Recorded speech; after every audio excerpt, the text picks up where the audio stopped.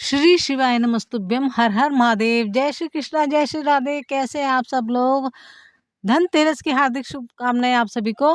तो आज जो है पूज्य गुरुदेव जी ने बताया है, गोल बत्ती और लंबी बत्ती दोनों दीपक का उपाय है। बहुत ही अच्छा है, बहुत ही सरल है और जीवन से आपके धन की जो सारी जो कमी है वो दूर करने वाला है ये उपाय। तो जो भी धन की परेशानी आ रही है, पैसा नहीं टिकता और कितना ही कमा लो वो भी कम पड़ जाता है, तो उसके लिए आज जो है धनतेरस के दिन बहुत ही शुभ दिन है और मंगलवार है, तो भौम प्रदोष का ये भौम प्रदोष का मंगलवार भी है। तो इस धनतेरस के उपाय को आप इसे कर लेंगे तो कभी भी जीवन में आपको पलटकर नहीं देखना पड़ेगा। जो जो ये उपाय बताया है गुरुजी ने दीपक का, तो इसे आज धनतेरस पे भी कर सकते हैं, कल छोटी दिवाली पर भी कर सकते हैं और किसी भी टाइम कर सकते हैं। और ये प्रदोष काल में करें तो अच्छा रहेगा और प्रदोष काल के बाद भी कर सकते हैं। तो उपाय क्या है तो देख लेते हैं, समझ लेते हैं।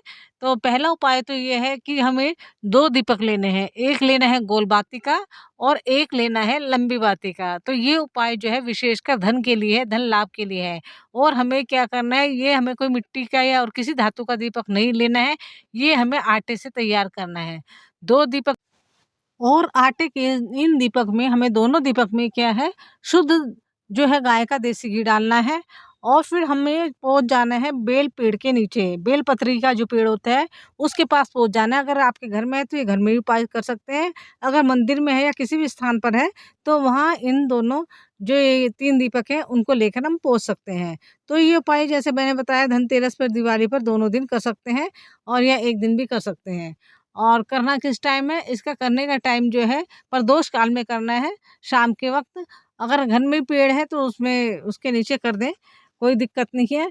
जैसे मंदिर में हो या कहीं भी हो, तो ये मेन है बेलपत्र के नीचे करने का उपाय। तो हमें सबसे पहले क्या करना है, बेलपत्र के नीचे जो हमें सबसे पहले जो है गोल बाती का दीपक हमें लगा देना है।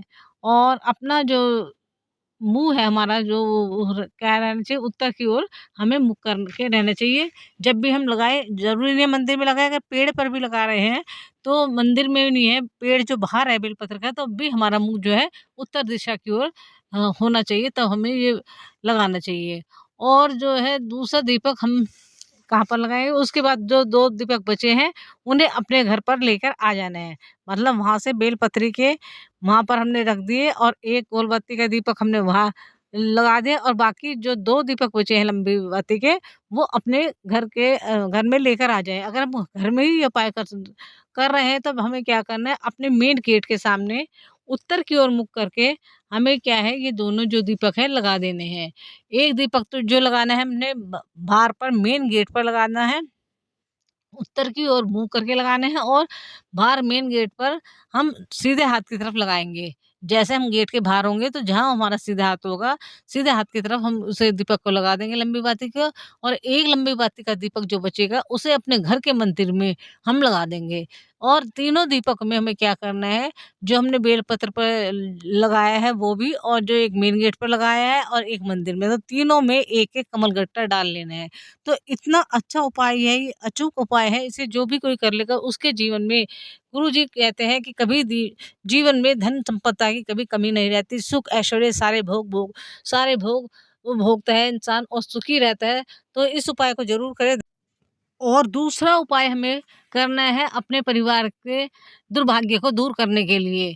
तो जब परिवार से दुर्भाग्य दूर ही नहीं हो रहा, हमारी समस्या ही खत्म नहीं होती, एक समस्या जो है खत्म होती है, दूसरी आ जाती है, तो ये उपाय आप ज़रूर कर लें धनतेरस वाले दिन। एक मैं ये बात कहूँगी कि धनतेरस, दिवाली वाले ये दिन है, इन्हें बिल्कुल नहीं छोड़ना है, जितने उपाय हो सके आप करें और इसका बहुत ही शीघ्र अतिशीघ्र फल मिलता है। और ऐसा फल मिलता है जो इन दिनों में जो भी उपाय करते हैं उसका पक्का फल मिलता है और पूरे साल के साल आपके घर में से दुर्भाग्य दूर होगा, धन की कमी नहीं रहेगी। तो इसके लिए करना क्या है, एक दीपक ले लेना है गोल बाती का और उसमें भरना है हमें सरसों का तेल और एक पीपल के पत्ता ले लेना है और अपने घर की छत पर पहुँच जाना है। तो ये सब घर के ही उपाय हैं, कितने आसान है, देखो हर कोई कर सकता है। और 2 ले लेनी है हमें लौंग। तो घर की छत पर पहुँच कर हमें पीपल के पत्ते पर दीपक को रख देना है और उसमें 2 लौंग डाल देनी है।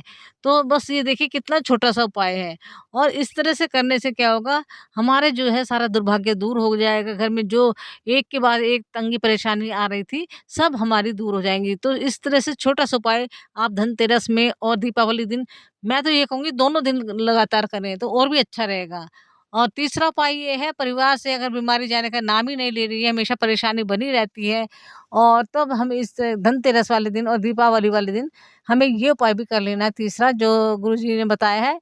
हमें जाना है मंदिर में शिवलिंग के पास और वहाँ पर अपना नाम गोत्र बोलकर एक तांबे के लोटे में जल ले जाना है। वहाँ पर अपना नाम गोत्र ये सब बोलकर हमें जो है बेलपत्र को वहाँ पर अर्पित कर देना है।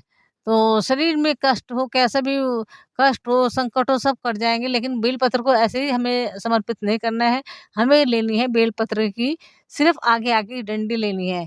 तो वो डंडी को ही हमें जो है शिवलिंग पर समर्पित करना है और समर्पित करते हुए हमें अपना नाम, कुल, गोत्र, जो भी व्यक्ति बीमार रहता हो उसका नाम, कुल, गोत्र सब कुछ बोलना है, अपनी समस्या बोलनी है और जो तांबे के लोटे में शुद्ध जल है वो उत्तर की ओर मुख करके हमें क्या है, पहले बेलपत्री को हमें चढ़ा देना है अशोक सुंदरी वाले स्थान पर और फिर शिवलिंग पर हमें जल चढ़ा देना है और फिर जो जलाधारी से बहता हुआ जल आएगा तो उसे थोड़ा सा लोटे में रोक लेना है और जो अशोक सुंदरी पर हमने माता अशोक सुंदरी पर बेल की डंडी चढ़ाई थी उसे उठा लेना है और शिवलिंग की ओर देखते हुए श्री शिवाय नमस्तुभ्यम कहते हुए उसे चबा चबा कर खा लेनी है। तो इस उपाय को करने से गुरुजी बताते हैं शरीर में कैसा भी रोग हो, बीमारी हो, सब कष्ट दूर हो जाएँगे और जल को जो है उसमें से थोड़ा-सा जल हम जो अपने घर ले आएँ और घर के मेन दरवाजे पर दोनों तरफ छिड़क दें। वीडियो अगर आपको थोड़ी अच्छी लगी हो तो चैनल को सब्सक्राइब करें और ईश्वर आपकी हर परेशानी को दूर करे। जय माँ लक्ष्मी, जय श्री कृष्ण।